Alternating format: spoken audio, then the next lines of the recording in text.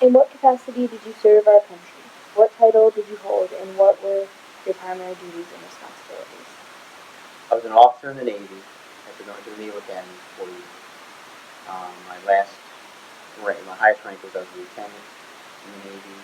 I served on a destroyer for 3 years and a special boat unit for a year and a half. And then your duties and responsibilities. My duties on the ship, I was the communication officer for 18 months. I had a division of 20 guys that worked for me. 15 were radio men. They operated the radio systems on the ship. Radio frequency, we would try to communicate between ships and between shore. That's how we got communicating on the ship and on our way. My guys operated the machinery, and we had another group called the electronic technicians that actually repaired the stuff that had issues. Just like you have issues with Wi-Fi and your telephone and your cable and your radio, we would have issues where things wouldn't work, or you had different wavelength issues, or interruption from sunspots and stuff that we messed with. And so we would have to troubleshoot, change frequencies.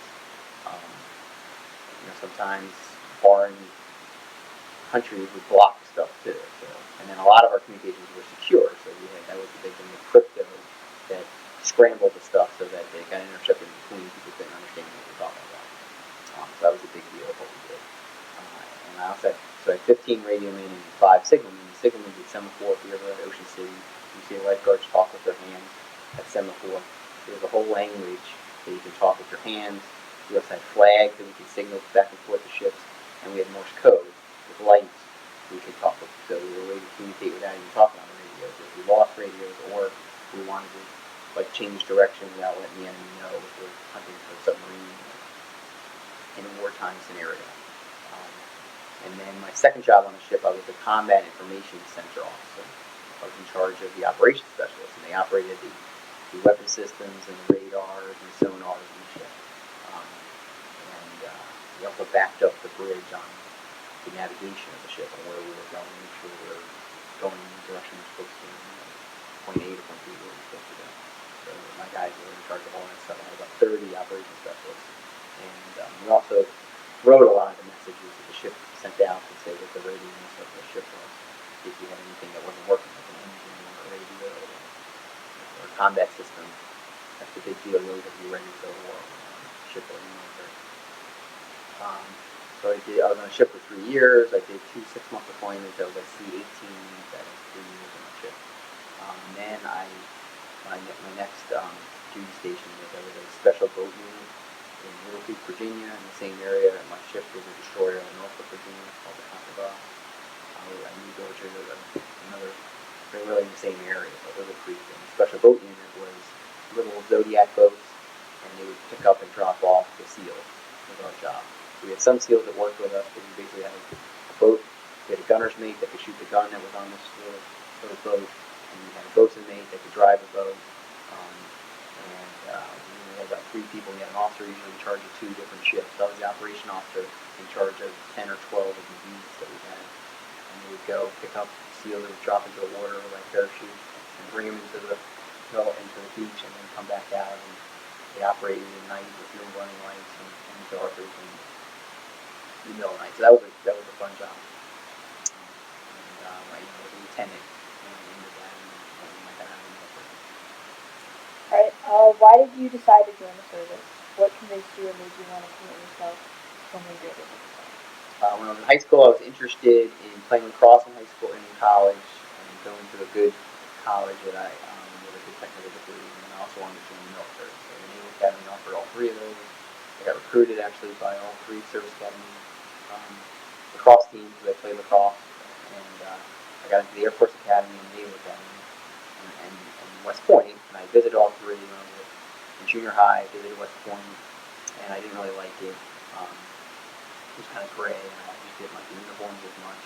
I really liked the Naval Academy, so they were across camp also, and I visited the Air Force Academy. It was kind of too far away. Since I was from New York, I wanted to be a little closer to home, and Annapolis was like 5 hours away. So I liked the uniforms, they were closer. I wanted to join the military, and they had good engineering programs, and they had the best lacrosse program that I offered, so it kind of was an easy decision. That's why I got into the military. And What is one thing that you would tell a high school student regarding your knowledge, experience, or advice on committing into life I think it's a great opportunity. I don't think you're committing your whole life to the military. It's a great life starter for you. So you learn discipline, um, learn a regimented lifestyle. You learn how to follow orders. You learn how to lead people. You get lots of responsibility at a young age in the military. So you get to operate very expensive equipment that people out in the regular world don't get to operate because you need that stuff to defend our country. And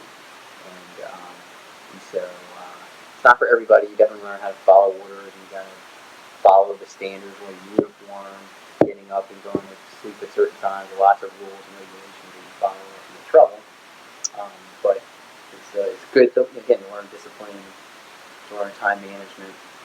Highly recommend it to everybody. I think it's great experience. You get job experience that you can use when that's as well as lots of life experience.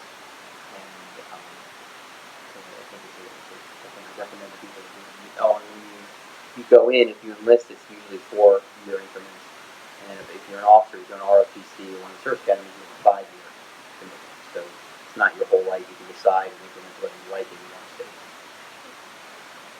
What's your favorite memory from serving? My favorite memory would be the camaraderie that um, being together with a group of people for a long time, like 3 years, and you get to know them really well. And you go on deployment, you're with them 24 hours a day, 7 days a week for 6 months. You really get to know people. The unit operated really well. After a couple of months, it's like being at your job all the time. You get really, really good at it.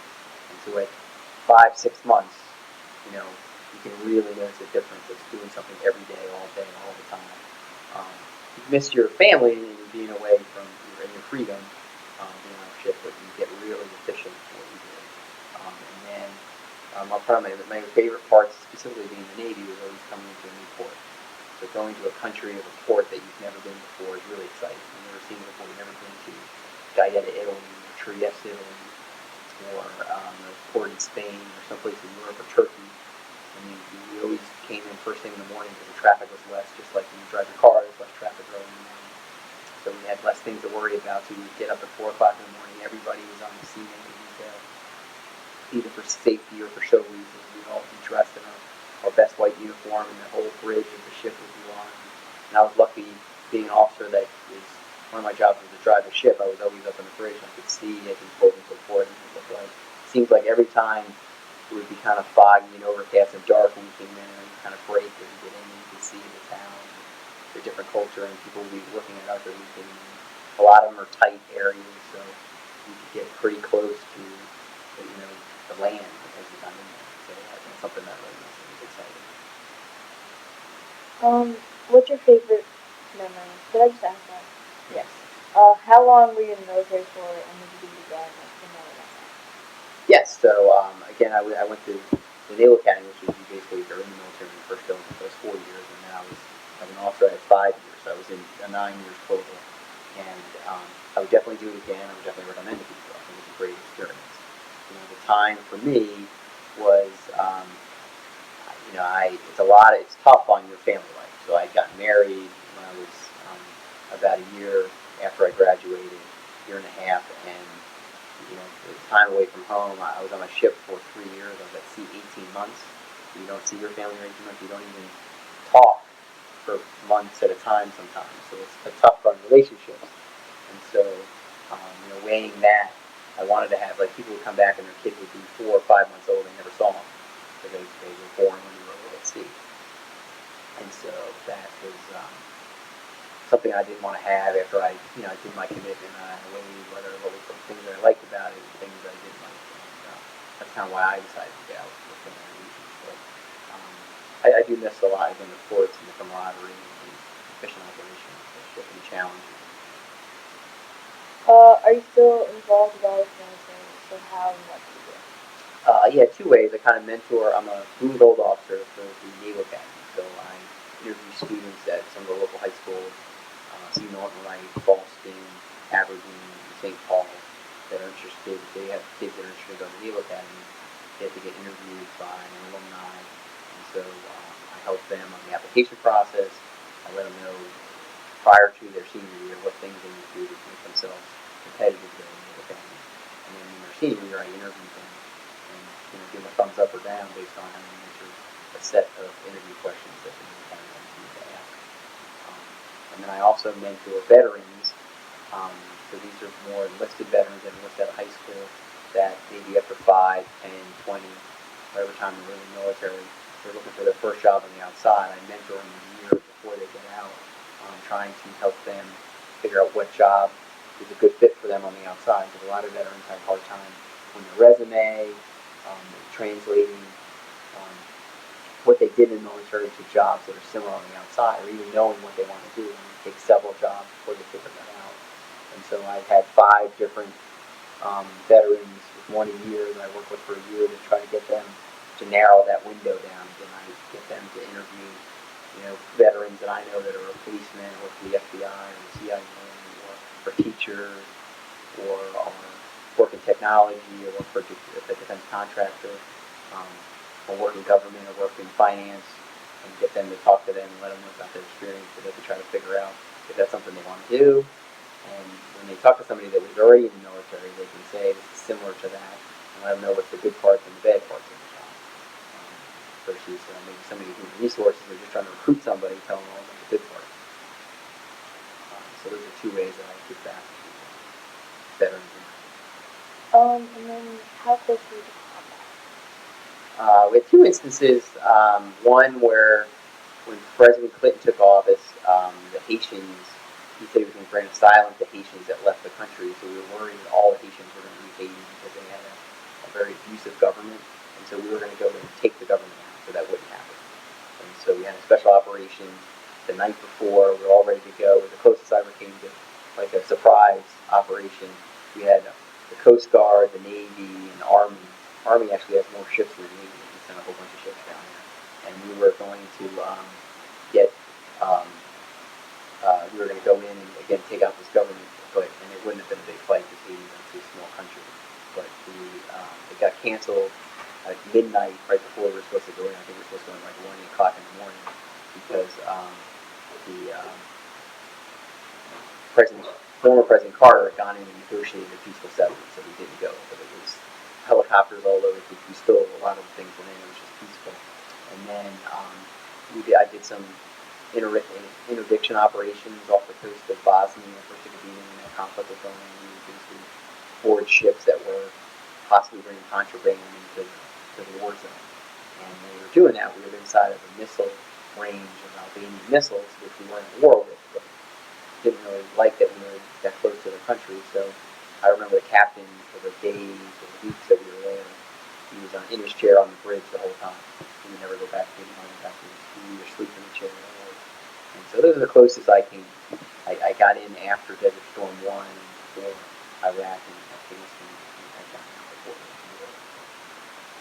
That's the closest I came to combat. And then has your experience in the military changed your life? If so, how? Good or bad? Good. So I definitely learned discipline. There are things like I incorporate into my life. Like I like getting up early in the morning. I like to have my hair sharp and well cut. I've learned how to fold my laundry a certain way, so I continue to fold my laundry like that. And I definitely got great leadership. Again, at a young age, right out of college, I had a division of 20 guys and then 30 guys that I was in charge of right away. And I also had to learn how to drive a $100 million ship. So it was pretty cool. Within 5 or 6 months, I was able to be qualified as officer of deck and drive the ship when the captain went to bed in the middle of the night. And then I got my surface warfare officer pin about a year on the ship, which is one of the things you have to do if you want to stay in the Navy and get promoted. And so that's when you learn all about the ship, the engineering systems, the weapon systems, when you have problems and how you would deal with them when you're in charge of the officer of deck or another command duty officer when the captain's not even on the ship. They would have an officer in charge of acting in charge of the ship. The big thing was when you call a captain, let him know certain things. In the middle of the night, anytime we approach the ship, you got to call him up and let him know if we had a ship that we're going to come in with, and we need to change direction to make sure we don't hit the ship and why, and what we were going to do there. And amazing, wake up and within 30 seconds understand and go back to sleep. It's different situations, so that was All right, thank you. That's all. all right, thanks.